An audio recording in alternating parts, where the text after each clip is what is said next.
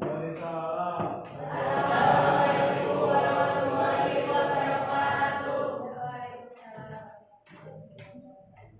Ya, baik anak-anak sekalian, sebelum kita mulai pembelajaran kita, ibaratkan absen dulu. Yang tidak hadir hari ini siapa saja? Ada yang sakit. Siapa hari? Hari sakit ya? Ya. Berapa hari hari sakit? Baru ya. Siapa lagi yang tidak hadir? Fahri sakit. Apa lagi? Iqmal. Keterangannya? Ya. Masih ada?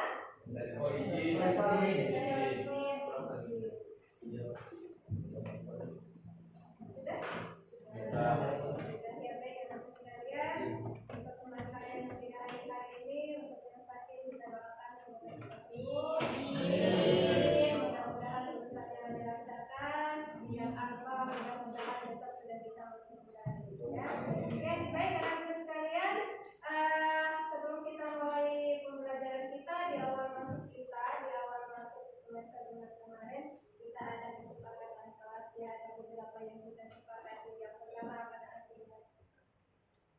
Ayo lupa. Kehadiran bagaimana? Kehadirannya kemarin di awal. Ya, kehadiran tidak apa, tidak boleh lebih dari berapa? 3 kali. Dari 3 kali dalam satu semester. Dari 3 kali itu kesepakatan kita. Kemudian untuk nilai ekonomi akarnya berapa masih ingat? 775. Kemudian setiap pembelajaran kita upayakan bisa masuk sesuai dengan jadwal yang sudah kita tentukan. Ini kemarin sudah disampaikan dalam perjalanan kita, apabila ada hal-hal kesepakatan yang harus kita sepakati lagi, maka kita nanti akan ada kesepakatan. Ya, oke, baik ditenang. Kemudian untuk pembelajaran kita bahwa kemarin sudah disampaikan kita akan masuk ke bab baru. Materi kita yaitu kebijakan moneter. Untuk di buku paket kebijakan moneter silakan dibuka di bab 5. Bab 5 ada di halaman 111. Oke. Baik anak-anak sekalian, kebijakan moneter kemarin di bab 4 sudah kita bahas. Ya, sudah kita bahas sedikit di bab 5 nanti kita akan lebih perdalam lagi materinya. Masih ingat nggak apa itu kebijakan moneter? Ya,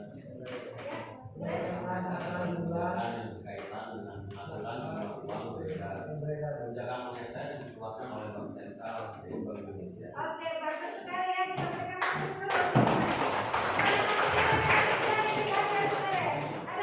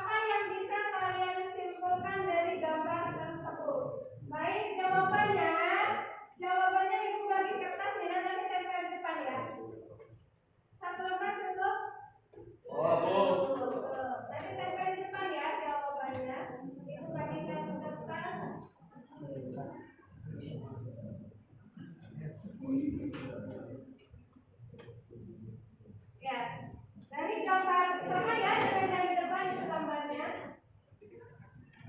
Oke, nomor 1 yang sudah boleh ditempel di sini. Nomor 1 turun ke bawah dan ditempelnya ya. Oke. Ya.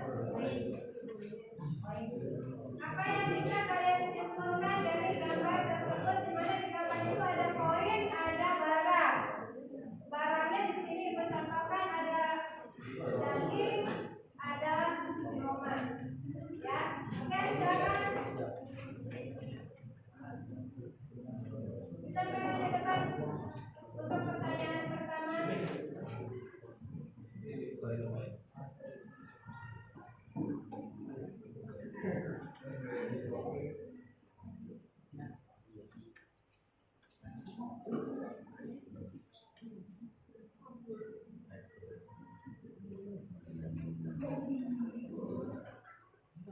Boleh? Yang sudah boleh langsung ditempel?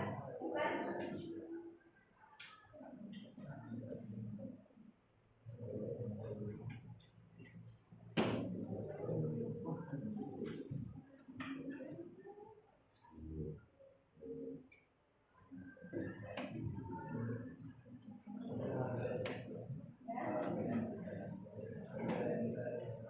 Ayat waktunya tidak lama. Ini sudah kita kasih.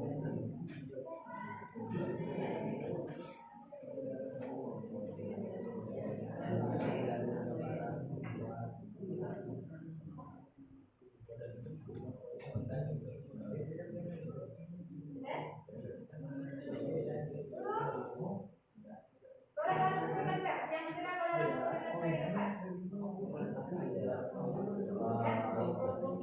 Oh iya, kelompoknya kelompok 1, 2, 3, 4, 5, 6, 7 seperti biasa. Ditempel.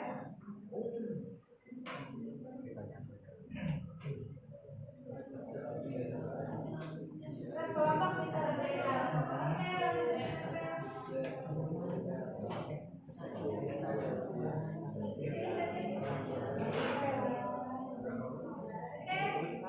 Ya, kelompok lain.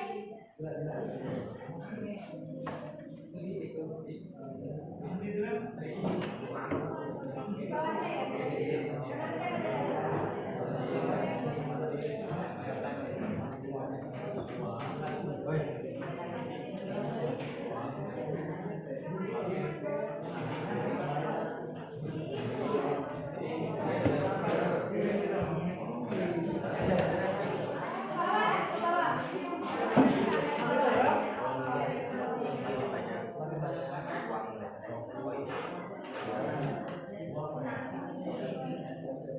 Sudah?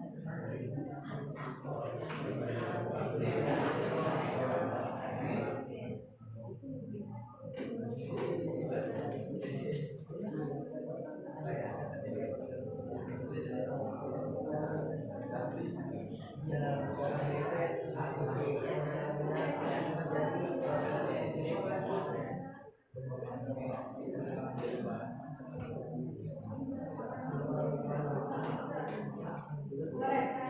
Di sebelahnya ya. Biar terlihat ini jawaban nomor 2 warnanya berbeda. Ya, ini jawaban nomor 2. Oke, yang lain?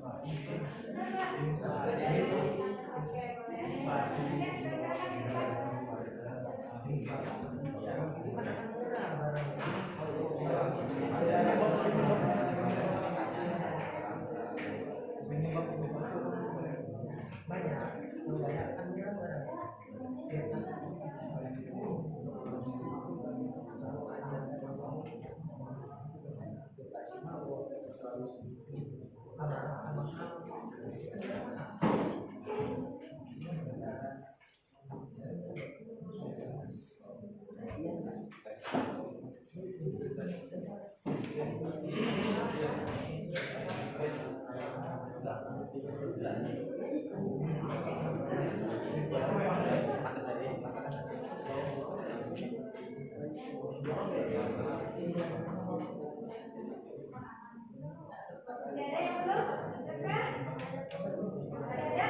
Oke, Bapak kita tinggal pertanyaan saja yang dijawab ya. Pertanyaan yang berikutnya adalah mengapa uang yang beredar harus diatur? Oke, ini untuk jawabannya tidak dibagikan lagi.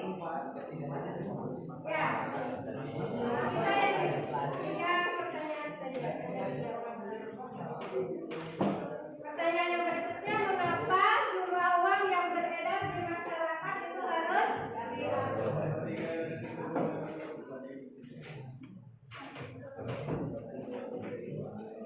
Ya.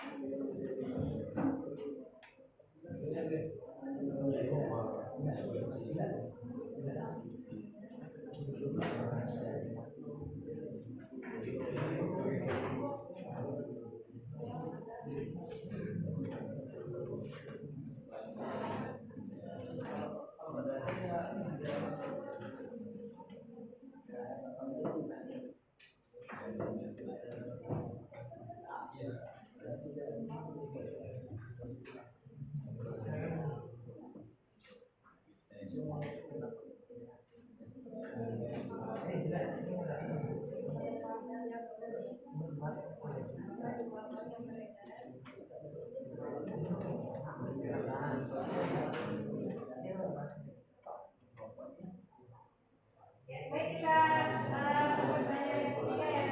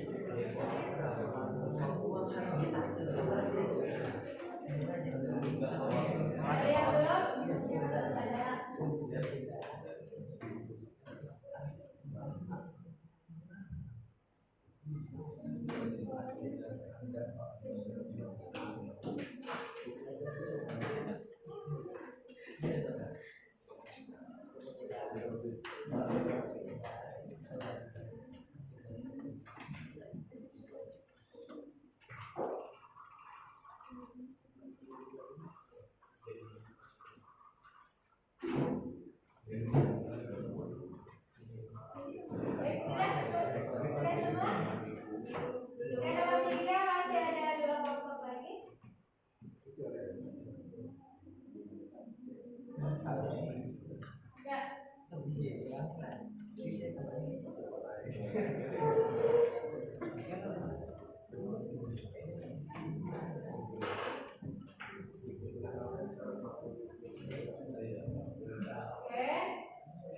baik ya. Kita akan bahas satu persatu dari pertanyaan tematik untuk pembelajaran kita, yaitu terkait dengan kebijakan moneter. Kita akan awali dari pertanyaan pertama. Silakan kelompok yang mau bacakan jawabannya. Tidak boleh bertunjuk. Kelompok boleh kelompok mana saja. Ya. Apa yang bisa kalian simpulkan? Kan banyak, bisa kelompok bisa saja berbeda, nggak apa-apa. Ya, tidak apa-apa. Apa yang bisa kalian simpulkan di situ? Ada koin, ada barang, ya. Ya, boleh. Dibacakan hasil yang ditempelkannya. Ya, dari kelompok. Diambil lagi,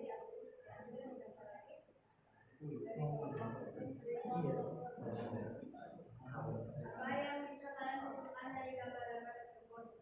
Simpulannya, dengan jumlah uang yang sama, kita bisa membeli barang yang berbeda dengan jumlah yang berbeda. Oke, baik, kita berikan apa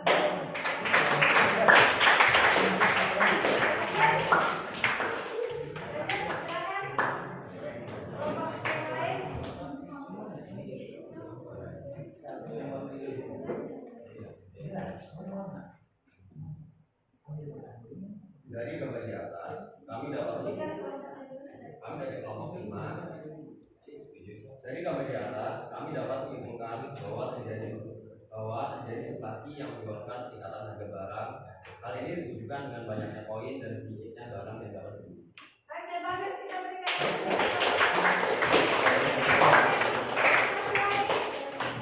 lagi kelompok yang buat silakan untuk baca. Dari kelompok berapa nak? Ya, baik, dibacakan ya. Apa yang bisa kalian simpulkan dari gambar-gambar tersebut? Bahwasanya setiap barang bisa menghasilkan uang dan uang bisa membeli barang seperti tomat, daging, dan telur.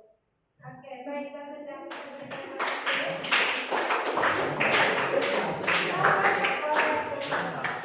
Dari kelompok berapa? Dibacakan. Kelompok 3, ya.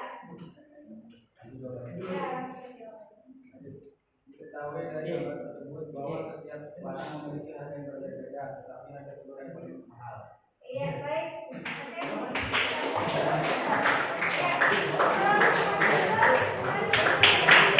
Oke, jadi dari yang kalian simpulkan dari kelompok yang ada di depan ada beberapa yang kalian simpulkan. Yang pertama bahwa untuk mendapatkan barang yang kita inginkan, kita memerlukan uang, ya. Itu yang pertama. Untuk bisa mendapatkan daging, mendapatkan tomat, kita membutuhkan atau bisa menggunakan dengan uang. Ini kita kembangkan dengan koin. Yang kedua tadi bahwa kesimpulan yang kedua tadi, untuk mendapatkan barang tadi, dilihat dari gambar ini bahwa uang yang ada ini lebih banyak dibandingkan dengan jumlah barang yang kita butuhkan, gitu ya. Nah, itu ini nanti akan berlanjut di pertanyaan yang kedua.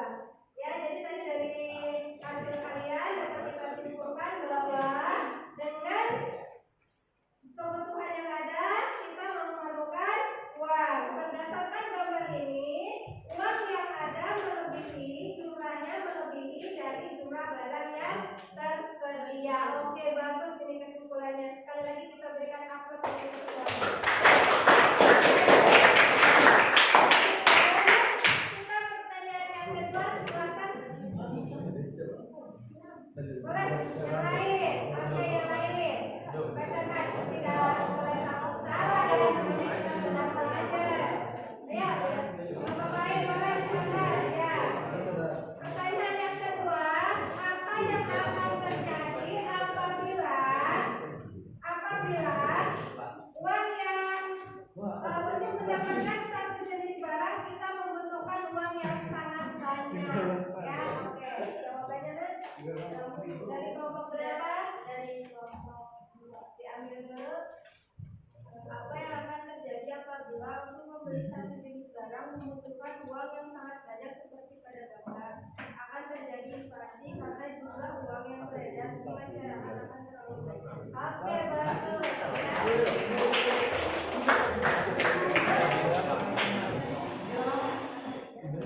Kelompok lain? Ya. Dari kelompok berapa? Boleh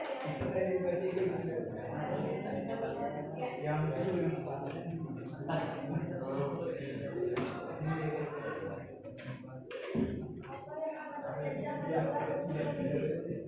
Satu jenis barang membutuhkan uang yang sangat banyak seperti gambar. Jawabannya, inflasi meningkatnya harga barang secara umum dan terus menurun. Jumlah uang yang beredar semakin banyak. Iya, baik, bagus ya. Silakan kita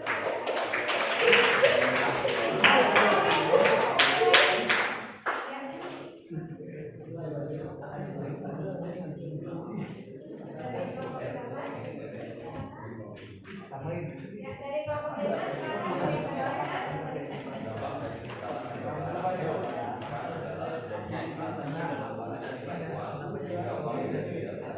Oke, bagus ya.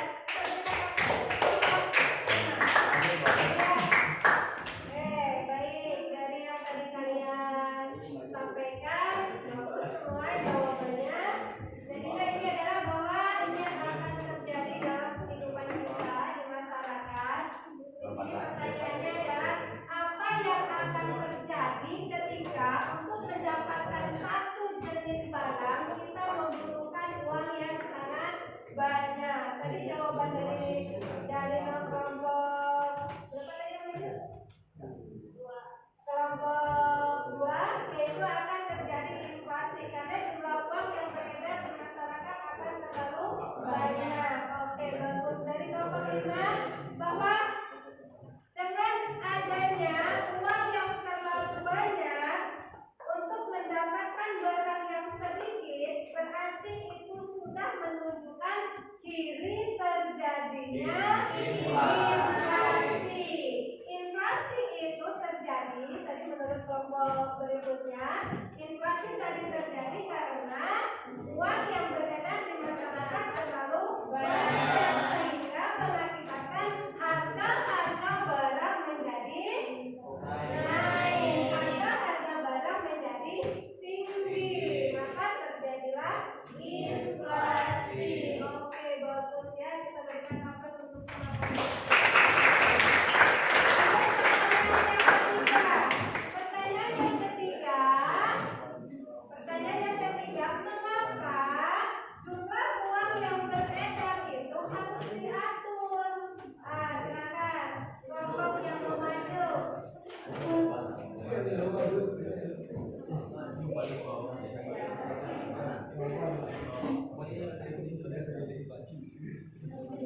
Dari kelompok 6 silakan dibacakan.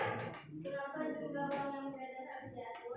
Karena jika jumlah uang terlalu banyak akan menyebabkan inflasi dan sebaliknya jika uang yang beredar terlalu sedikit akan mengakibatkan inflasi. Oke, baik, bagus ya.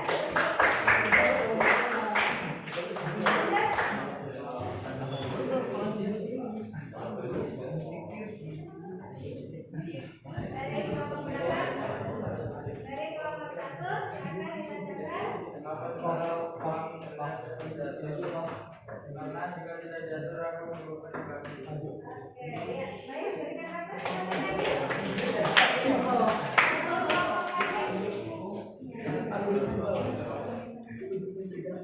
Mengapa jumlah uang beredar diatur?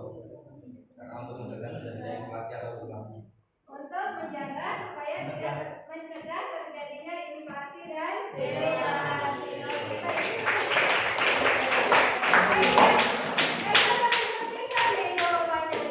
Kenapa sih uang yang beredar di masyarakat itu harus diatur, tidak boleh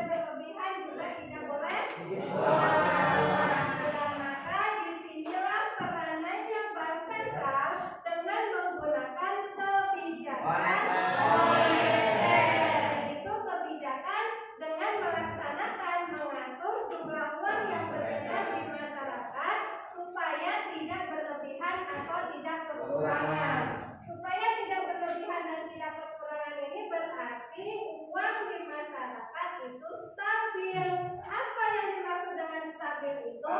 Stabil itu berarti seimbangnya antara jumlah uang yang beredar dengan jumlah barang yang beredar di masyarakat. Oke, paham tentang kebijakan moneter? Oke, bagus ya. Alhamdulillah paham. Kita berikan nafas untuk semuanya.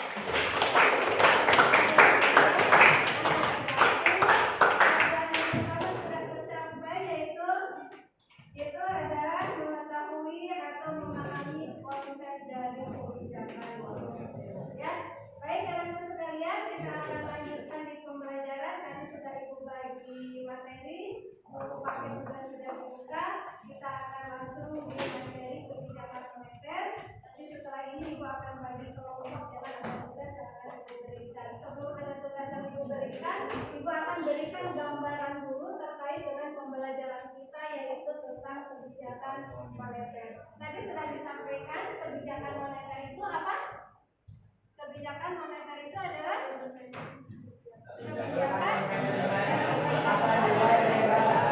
dengan jumlah uang yang beredar di masyarakat. Ini dilakukan oleh Bank Sentral. Bank Sentral yang melakukan kebijakan moneter supaya uang yang beredar di masyarakat itu stabil. Ya. Oke, nah dengan demikian bahwa kebijakan moneter ini dilakukan ketika terjadi jumlah uang di masyarakat terlalu banyak, itu disebut dengan inflasi. Inflasi terjadi, jumlah uang di masyarakat terlalu banyak mengakibatkan ya,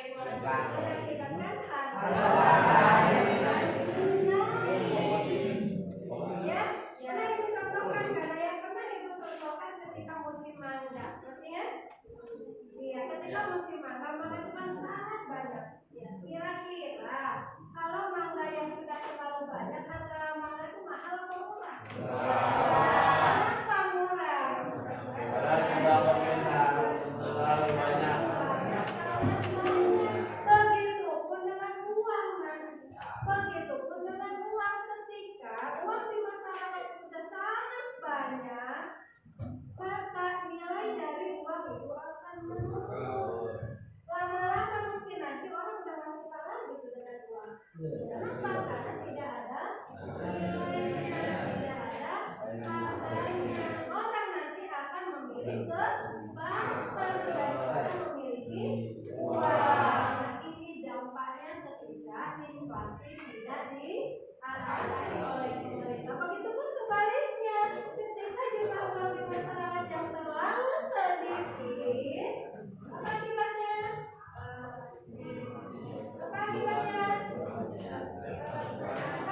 Harga barang sangat menurun ya. Jumlah uang di masyarakat yang terlalu sedikit ini disebut dengan inflasi. Oke, bagus ya. Tapi terjadi kelas ya. Ya, baik. Nah, kita sudah belajar tentang inflasi, tentang deflasi. Nah, sekarang Ibu akan berikan gambaran terkait dengan instrumen kebijakan moneter. Oke, instrumen kebijakan moneter itu ada 4. Apa saja? Instrumen kebijakan moneter ada 4. Apa saja? Yang pertama adalah politik diskon. Yang kedua terbuka. Yang ketiga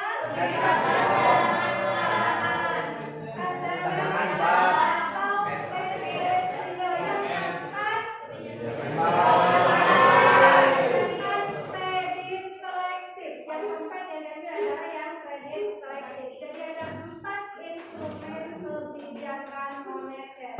Nah, sekarang dari kebijakan moneter itu, dari instrumen itu, kalian tadi kan sudah bisa membedakan nih instrumen dari kebijakan moneter ada 4. Nah, sekarang Ibu akan bagi kelompok. Ya, nanti setiap kelompok Ibu akan bagi dengan judul yang berbeda, yang harus kalian diskusikan dengan kelompoknya. Berarti di sini nanti Ibu akan bagi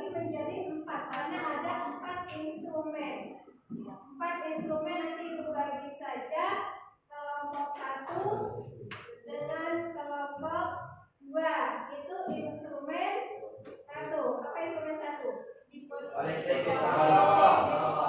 Sekarang kelompok 2 dengan kelompok 4. Instrumen yang kedua. Oh, yang ketiga ya?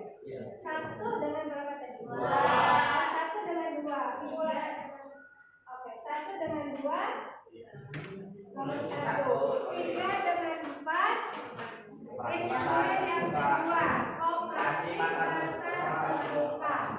5 dengan 6. Yang ketiga instrumennya. Ratio. Mana? 5, 6 ya. Yang ketujuh satu kelompok saja. Ini instrumen yang keempat, yaitu kredit selektif. Nah, sekarang dari instrumen masing-masing silakan didiskusikan. Apa itu yang disebut dengan politik diskonto? Apa itu yang dimaksud dengan operasi pasar terbuka? Nanti setelah didiskusikan, setiap kelompok mempresentasikan di depan, ya? Baik, sekarang silakan didiskusikan kelompoknya tidak lama.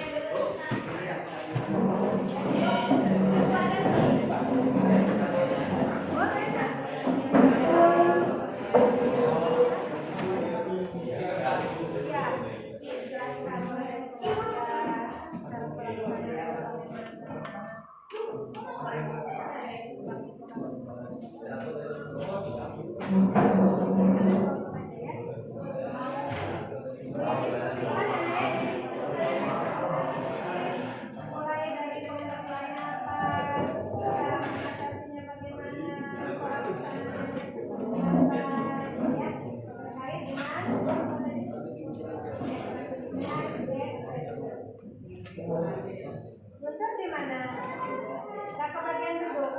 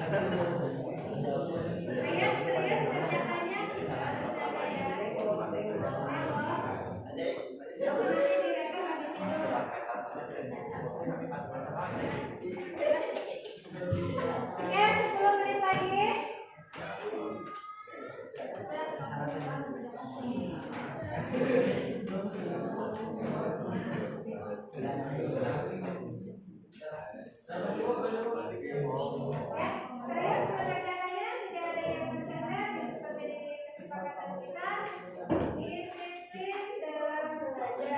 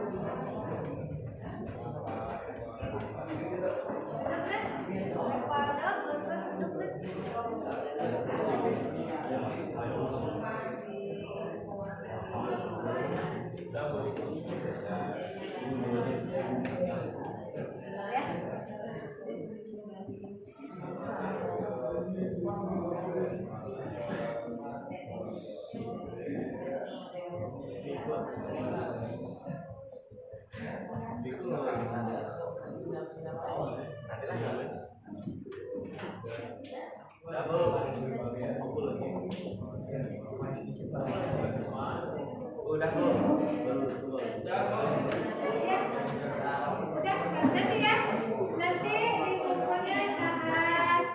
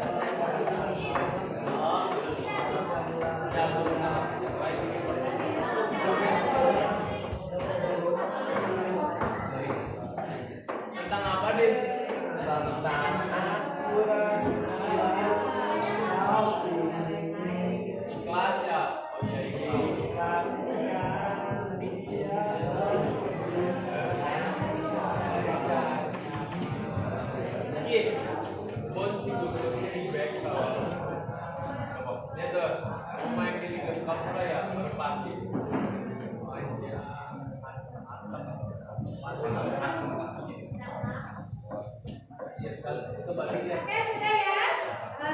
Sudah. Kelompok 1, 2 sudah? Ya. 3, 4, kelompoknya?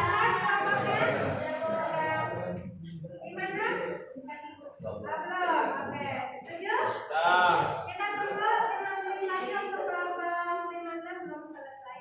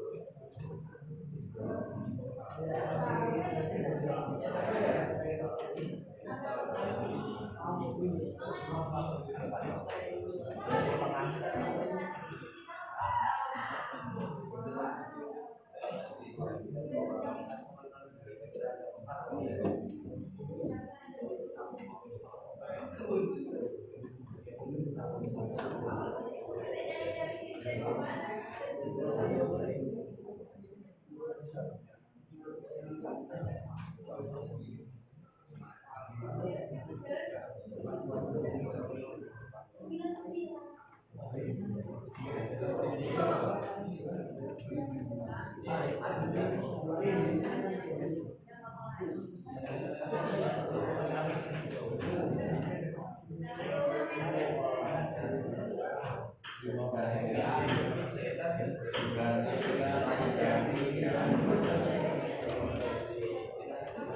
Ya,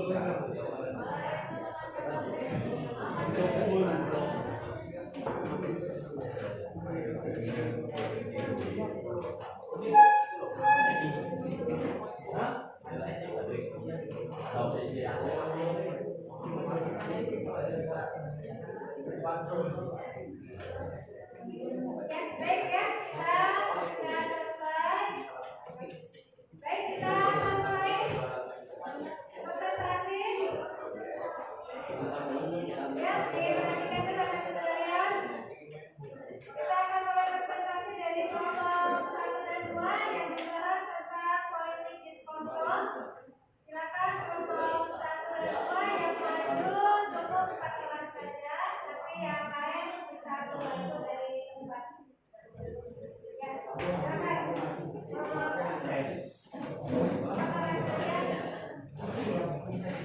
Yang lain silakan disimak teman-teman sekalian.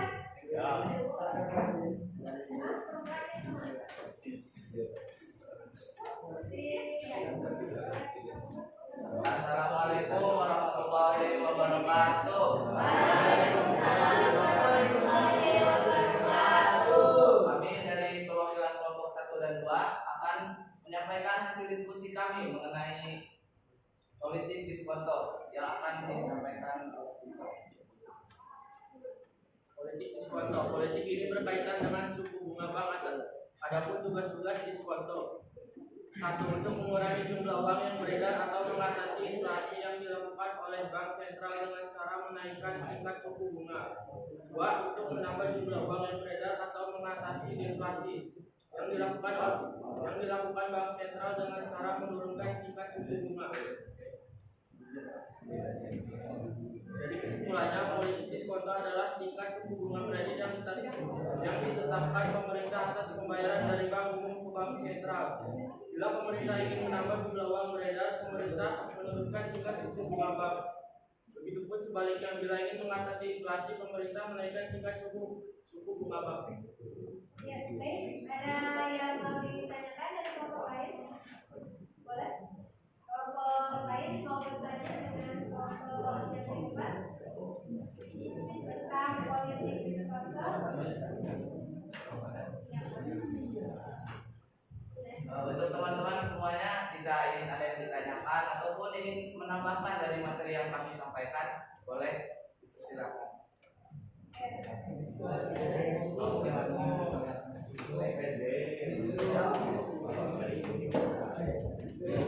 Ya, baik. Dipersilakan dari kelompok kedua. Saya akan bertanya dari kelompok 7. Contoh politik diskonto. Contoh dari politik diskonto. Oke, dibantu ya temannya dibantu.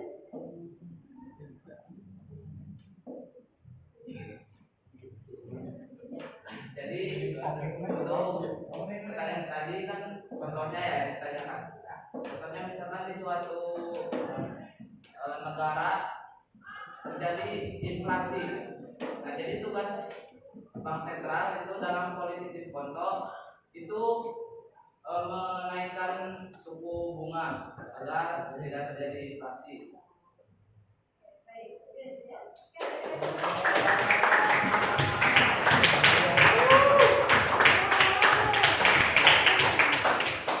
Ada lagi?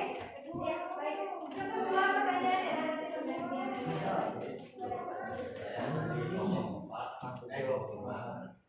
Tanya, dalam menaikkan suku bunga itu aplikasi di mana? Apakah ada pemberitahuan dari bank atau ada cara lain untuk memberitahukan kepada masyarakat? Silakan. Apakah ada pemberitahuan kepada masyarakat ketika bank itu melakukan kenaikan tingkat suku bunga bank?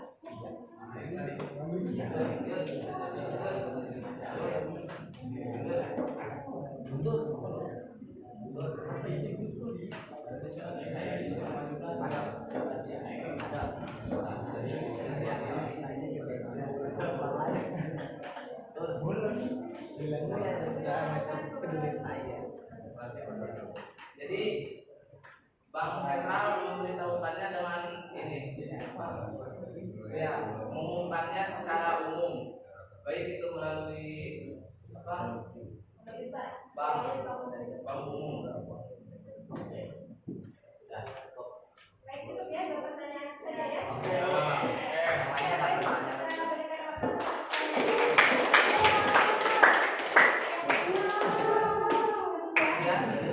yang bisa kami sampaikan, mohon maaf apabila ada kesalahan perkataan.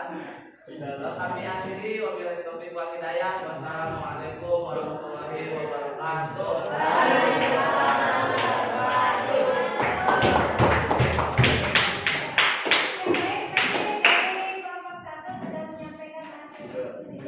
Terkait dengan kebijakan moneter dengan politik fiskal, Ibu menambahkan, Ibu menambahkan anak sekalian bahwa politik fiskal ini dilakukan oleh Bank Umum, di mana Bank Umum ini mendapatkan perintah dari Bank Sentral.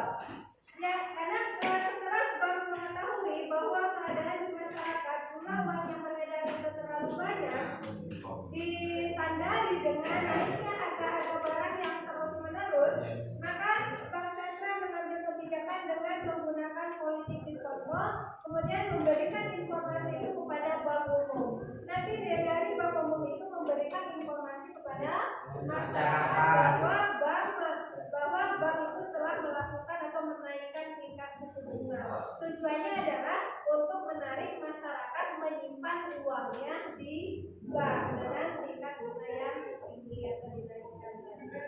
Ya, oke. Jadi intinya politik diskonto itu dilakukan dengan cara ketika terjadi inflasi menaikkan tingkat suku bunga dan ketika terjadi deflasi menurunkan tingkat suku bunga.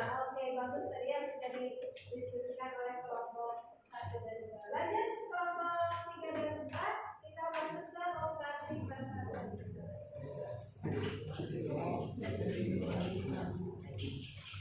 Empat orang saja. Ayo, yang ini, tur. Ayo.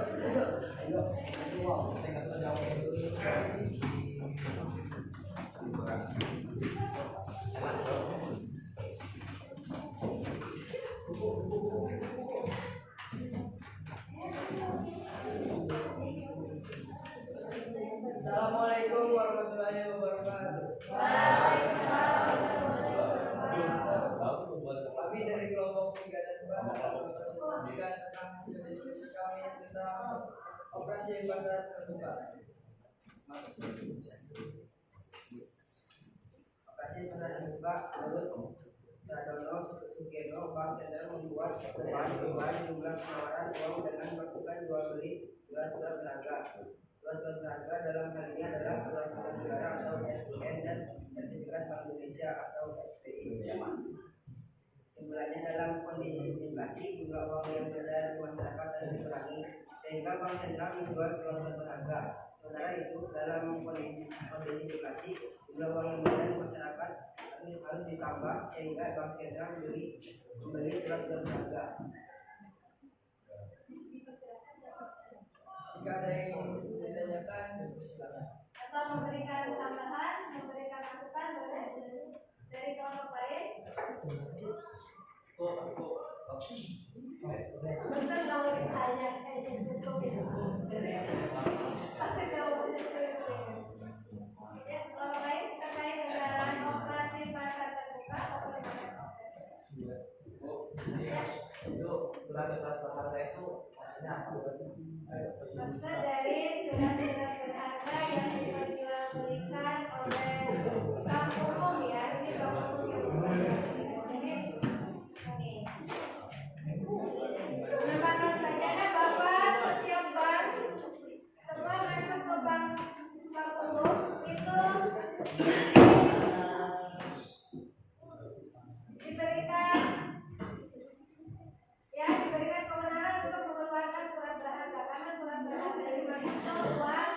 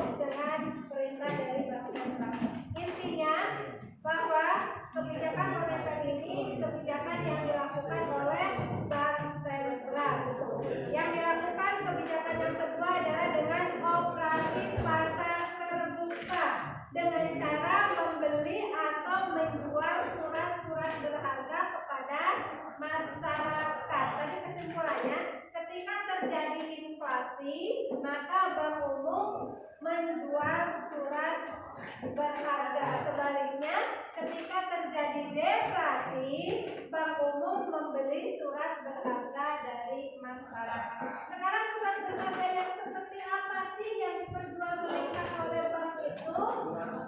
Ya, surat berharga di sini tadi sudah disampaikan bahwa setiap bank itu bisa mengeluarkan, berwenang mengeluarkan surat berharga dalam bentuk uang viral.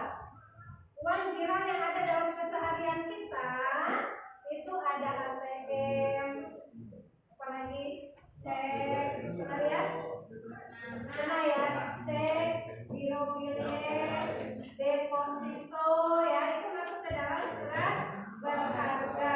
Nah sekarang yang diperjualbelikan itu bukan dalam bentuk ATM, ya, bukan dalam bentuk ATM atau kartu kredit, kartu debit, bukan. Itu yang diperjualbelikan dalam surat berharga yang dikeluarkan oleh Bank Umum. Tetapi di situ dalam bentuk sudah ada di situ seperti surat berharga, yaitu surat utang negara dan sertifikat Bank Indonesia. Itu yang diperjualbelikan, ya, SBI, surat atau sertifikat Bank Indonesia. Yang diperjualbelikan, yang dijual atau diperjualbelikan dalam operasi pasar terbuka. Kalau ATM, biro, bilet itu dilakukan dalam kehidupan masyarakat.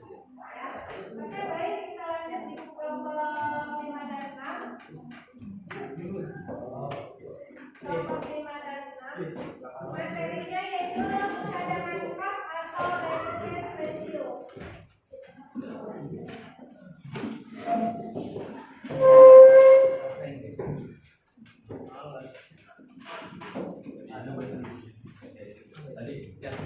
Silakan disimak dengan sekalian, teman-temannya yang silakan menyampaikan hasil diskusinya terkait dengan cadangan kas atau cash ratio.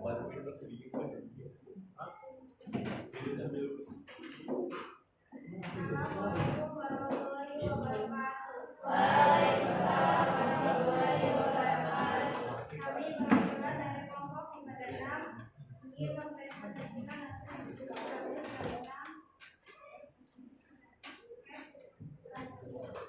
soalnya cadangan kas.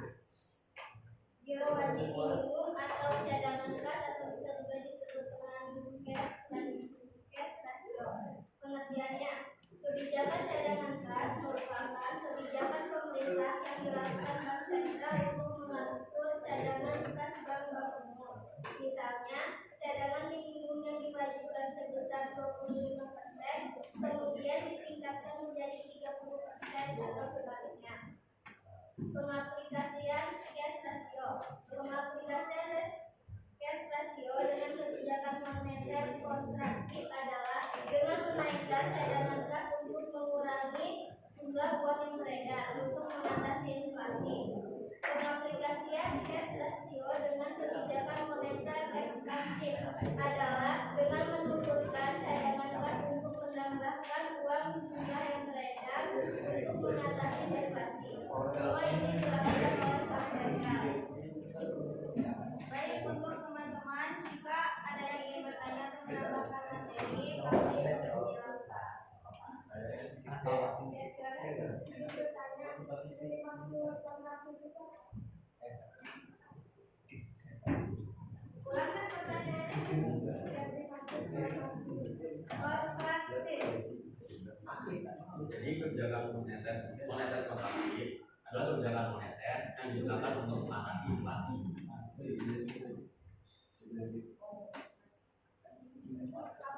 Jawabannya ya.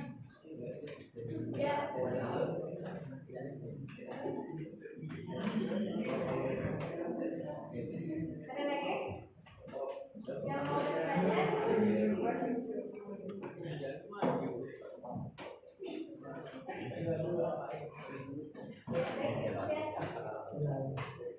Kami cukupkan.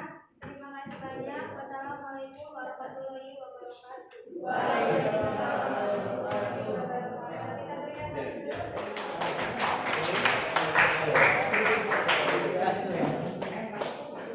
ya, tadi kita garis bawahi hasil diskusi dari kelompok 5 dan 6 terkait dengan kebijakan cadangan kas atau cash ratio.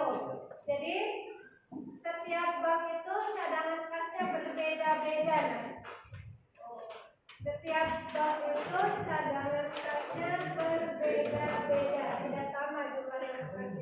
Cadangan kas itu uang yang disimpan di bank yang tidak dikeluarkan. Ya, cadangan kas itu uang yang disimpan di bank yang tidak dikeluarkan. Akan dikeluarkan ketika ada hal-hal yang memang darurat yang harus dikeluarkan oleh bank. Kalau hanya sekedar memberikan kredit itu tidak diberikan. Cadangan bank itu tidak diberikan. Atau kalau misalkan ada nasabah yang mau mengambil uangnya dalam keadaan mendadak, itu bisa saja tidak dikeluarkan. Ya, karena biasanya nasabah yang akan mengambil uang di bank dalam jumlah yang banyak itu harus konfirmasi terlebih dahulu, kasih tahu dulu ke pihak bank kalau akan mengambil dana dalam jumlah yang banyak. Kenapa? Karena terkait dengan cadangan kas yang ada di bank tadi. Nah, cadangan ini setiap bank tadi disampaikan tidak sama jumlahnya, besarannya itu tidak sama.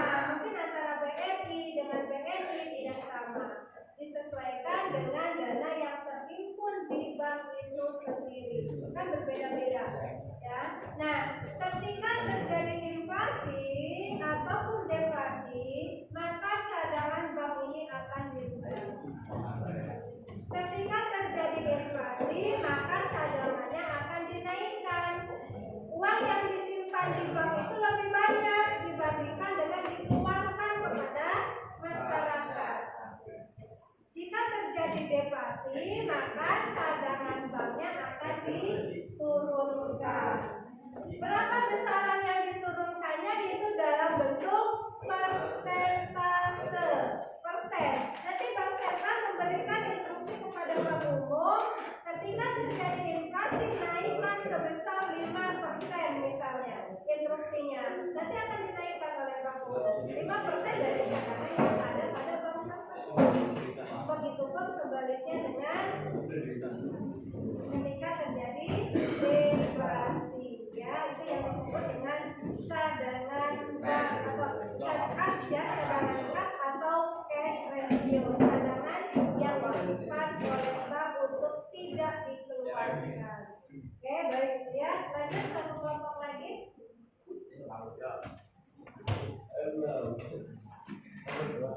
Berempat lah. Berempat yang berempat lah. Yang berempat ada satu kelompok.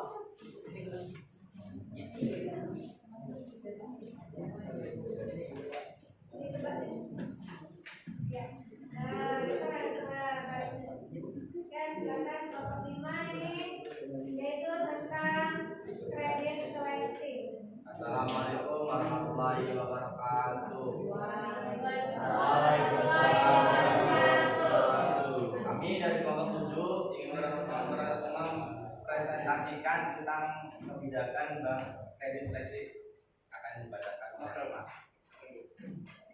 Kebijakan kredit selektif, Bank Sentral memberlakukan kebijakan kredit selektif jika perekonomian menunjukkan gejala inflasi.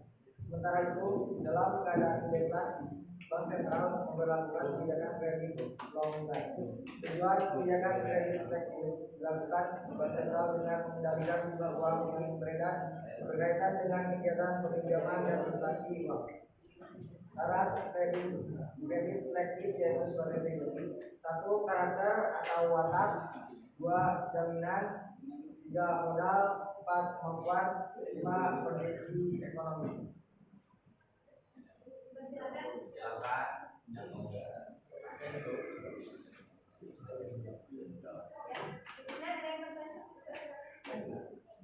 Apa yang akan terjadi jika bank tidak dapat memberikan pinjaman yang matang yaitu memberikan pinjaman kepada masyarakat?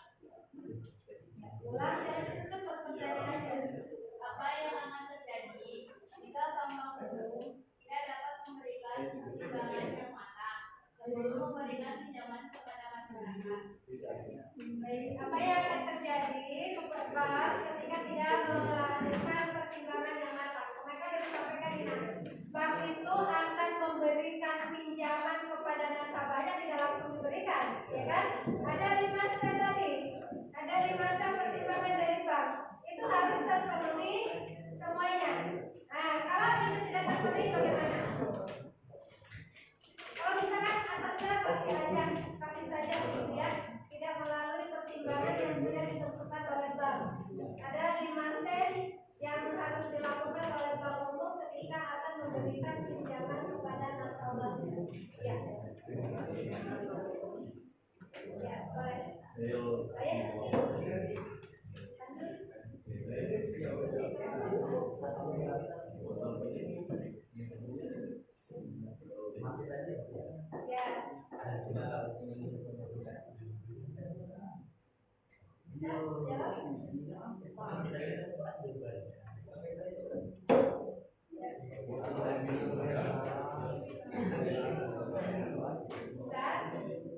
Jadi menjawab pertanyaan dari Rangga. Jadi kan sebelum orang pinjam uang bank itu kan nggak bisa pinjam doang. Jadi kan si orang itu dilihat dulu karakternya, dia mampu nggak balikin surat pinjamannya itu.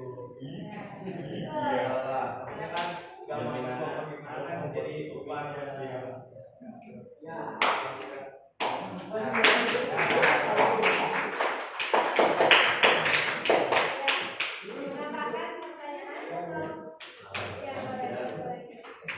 Apakah dalam pemberian secara kredit selektif itu bisa dimanipulasi? Misalnya orang yang mau pinjam itu bohong ke pihak bank, apakah itu bisa terjadi? Bohong ke pihak bank. Apakah bisa dimanipulasi? Nasabah itu berbohong kepada bank supaya bisa mendapatkan pinjaman, itu begitu ya? Ya, bisa nggak? Bisa tidak? Jawabannya dia atau tidak? Tidak bisa. Tidak bisa. Karena ada 5 set tadi ya. Ada syarat-syaratnya yang tadi. Misalnya bisa. Karena iya, tadi kan sudah jelasin sebelumnya. Syaratnya itu karakter atau watak, jaminan, modal, kemampuan, kondisi ekonomi. Jadi nasabah tidak bisa berbohong ketika akan mengajukan pinjaman kepada perbankan ya, karena perbankan ada 5 syarat yang akan mereka lakukan dulu, akan ada penelitian dulu, akan ada survei dulu gitu ya. Oke, baik gitu. Ada yang cukup ya? Oke, cukup kelompok dulu.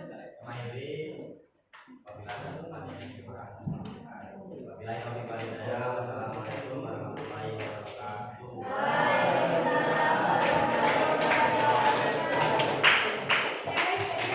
Ibu menambahkan saja dari kelompok 5 tentang kredit selektif, bahwa kredit selektif ini dilakukan ketika terjadi inflasi dengan memenuhi 5 syarat yang harus dipenuhi oleh nasabah yang meminta atau mengajukan pinjaman kepada perbankan. Ada 5 syaratnya tadi. Kemudian prinsip perbankan adalah kehati-hatian. Jadi hati-hati betul dengan perbankan itu ketika akan memberikan pinjaman kepada nasabahnya. Walaupun mungkin nanti terkadang di akhir ada kemungkinan terburuk dari nasabah, itu tidak bisa mengembalikan. Tetapi itu melalui 5 syarat dulu. 5 syarat ini harus dilalui oleh perbankan terlebih dahulu. Yang pertama, karakter. Dilihat dulu karakter nasabahnya. Yang kedua, kapasiti, kemampuannya dilihat. Kalau minjemnya besar, dilihat. Usahanya kecil, nggak bakal dikasih. Jadi dilihat dulu. Yang ketiga, modal. Uangnya itu digunakan untuk modal usaha, bukan untuk makan, bukan untuk konsumsi. Jadi harus punya usaha dulu nasabahnya itu. Dilihat, disurvei dulu, punya usaha tidak, ya. Uang yang dipinjamnya itu kan bank itu memberikan pinjaman kepada nasabahnya, tujuannya adalah untuk mengembangkan usaha. Yang keempat adalah kolateral jaminan yang kelima adalah kondisi ekonomi. Jadi melalui prinsip kehati-hatian ini, bank ini kemungkinan tidak akan bisa dibohongi oleh nasabahnya. Walaupun mungkin ada hal-hal terburuk nanti, ada saja mungkin nasabah yang tidak bisa mengembalikan kepada pihak perbankan, tetapi itu sudah melalui pertimbangan 5C tadi ya. Oke, baik itu ya, itu tambahan dari Ibu terkait dengan diskusi kelompok 7. Baik, kita berikan aplaus dulu untuk semua kelompok.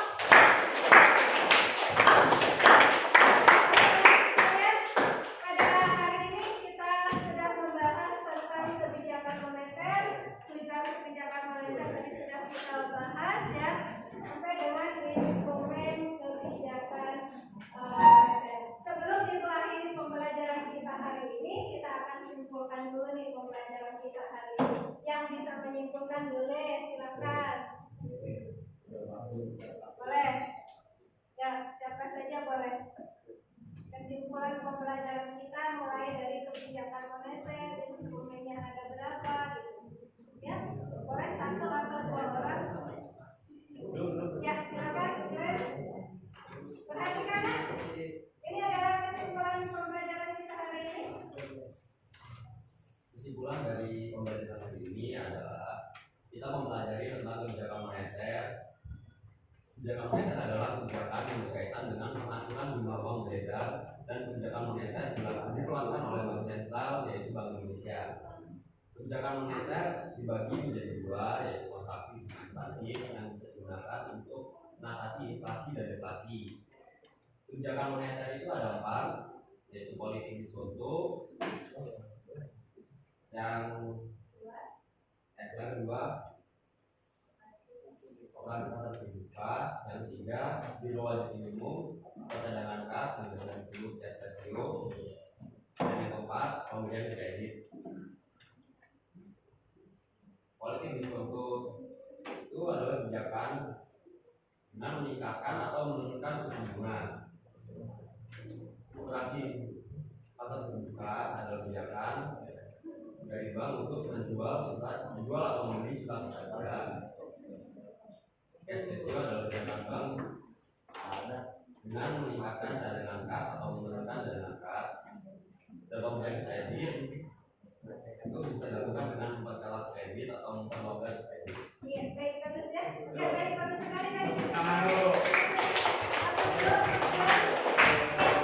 Baik ya, tadi sudah lengkap sekali yang disampaikan oleh teman kalian, oleh Glenn, terkait dengan kesimpulan pembelajaran kita tentang kebijakan moneter. Jadi Ibu ulang kembali tadi bahwa kebijakan moneter ini kebijakan yang dilakukan oleh Bank Sentral, yaitu terkait dengan peredaran atau jumlah uang yang beredar di masyarakat untuk mengendalikan jumlah uang yang beredar di masyarakat supaya nilai uang ini tetap stabil. Ya.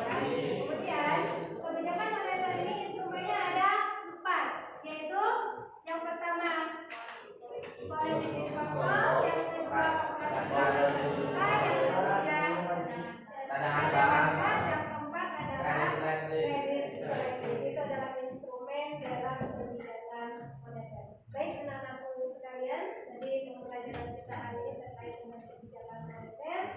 Sebelum mengakhiri pembelajaran kita hari ini, pertemuan depan kita akan mempelajari kebijakan fiskal. Kebijakan fiskal itu di buku paket ada di halaman 119. Pertemuan depan